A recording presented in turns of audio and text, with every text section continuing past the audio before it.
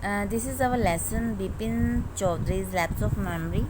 As we have come to know about the lesson and we have discussed about the question answer, now we will discuss about the exercises working with language.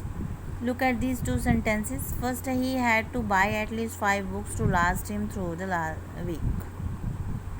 Bipin के लिए यहाँ बात हुई है. बिपिन बाबू ने क्या है, कम से कम उन्हें 5 बुक्स खरीदनी पड़ती थी ताकि वो अपना पूरा हफ्ता अच्छे से गुजार सके.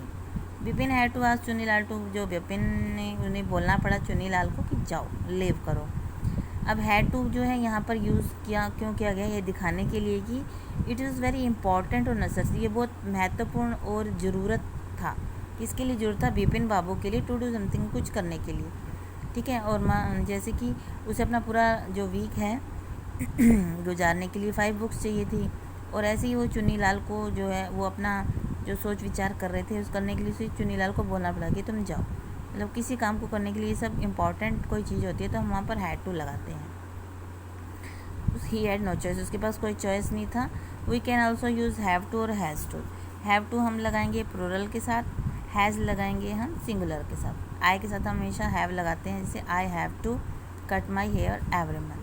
We had to go for swimming lessons last year. Last year मतलब यहाँ पे पास्ट टेंस हो गया तो हमने यहाँ हैड लगा दिया. थर्ड है she has to. She singular है तो हैज़ लगेगा, has to. Tell the principal the truth.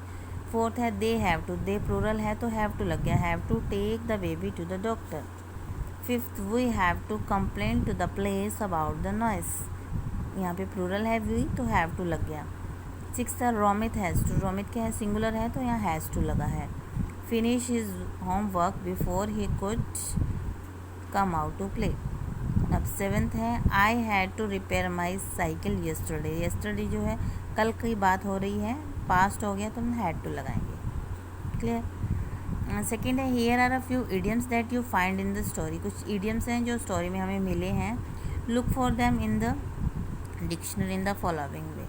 First arrange them in order in which you would find them in a dictionary. पहले उन्हें अरेंज करना है जिससे हमसे डिक्शनरी में हमें मिलते हैं. जैसे an idiom is usually listed under the first noun verb adjective और adverb in it. Ignore articles और प्रेपोजिशन इन द इडियम्स. ठीक है. पहले ये कैसे लिस्ट करते हैं, पहले नाउन, फिर वर्ब, फिर एडजेक्टिव और फिर एडवर्ब. क्लियर. जैसे ये है at from close quarters. Close quarters, close क्या है, एडजेक्टिव है. Break into a smile, break हमारी वर्ब है. कैरी ऑन, कैरी भी वर्ब है. यहाँ पे look under, break into something. Look under का मतलब होता है कि कुछ देखना. ब्रेक इनटू समथिंग, किसी चीज़ में खो जाना. अब हैव अ क्लीन रिकॉर्ड, यहाँ पे you may find related meanings under both these words. Beat about the bush, यहाँ वर्ब है beat. Now refer to the dictionary, find out they mean. इनका मीनिंग आपको ढूंढना है. नेक्स्ट है ये हमने कॉलम्स हैं ए और बी, ये करना है, इसको स्टडी करना है. उसके बाद ये क्वेश्चन आंसर जो हैं हमें इसके अंदर मिलेंगे, हमने ढूंढने हैं. क्लियर. जैसे I saw this movie yesterday, I have seen this movie already. Bipin Babu worked here for a week last year. यहाँ पे सेकेंड फॉर्म मतलब पास्ट टेंस यूज हुआ है, यहाँ पे प्रेजेंट परफेक्ट हो रहा है. जैसे Bipin Babu has worked here since 2003. Chunilal wrote to a publisher last week, यहाँ पास्ट टेंस है, यहाँ पे प्रेजेंट परफेक्ट है. देखो Chunilal has written to a publisher.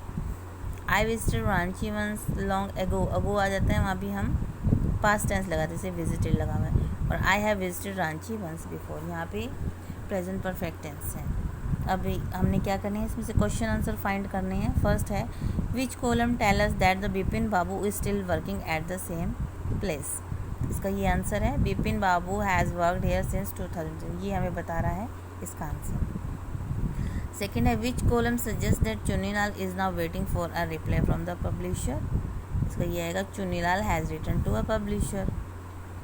Which column suggest that the person still remember the movie he saw. Third का answer है I have seen this movie already.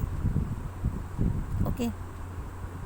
Next है which column suggest that the experience of visiting Ranchi is still fresh in the speaker's mind. I have visited Ranchi once before, मतलब मैं पहले भी जा चुका हूँ और अभी भी मतलब उसके माइंड में उसके बारे में है. तो ये था. नेक्स्ट हमारा है गिवन बिलो जंबल सेंटेंस दिया हुआ है, आपने ग्रुप में वर्क करना है, रीअरेंज करना है इन वर्ड्स को, ठीक है। You will find that E sentence contains an idiomatic expression that you have come across the lesson. Underline the idiom and write down its meaning. idiom को हमें अंडरलाइन करना है, उसका मीनिंग लिखना है, ठीक है। जैसे वन सेंटेंस आपके लिए किया गया है, jumbled sentence, vanish the car seem to into thin have air. इसका आंसर क्या आएगा, the car seem to have vanished into thin air. Clear. Idiom इसमें क्या है, vanish into thin air. Vanish into thin air हमारा idiom है, इसका meaning है disappeared और vanished in a mysterious way. Next हमने करना है stop and tell me beating about what you want. मैंने इस पे नंबर लिख दिए हैं आपके लिए, जिससे पहले आएगा stop beating about the bush and tell me what you want. इसमें आपका idiom है beating about the bush, इसका मीनिंग है not to be straight forward. ऐसे नेक्स्ट है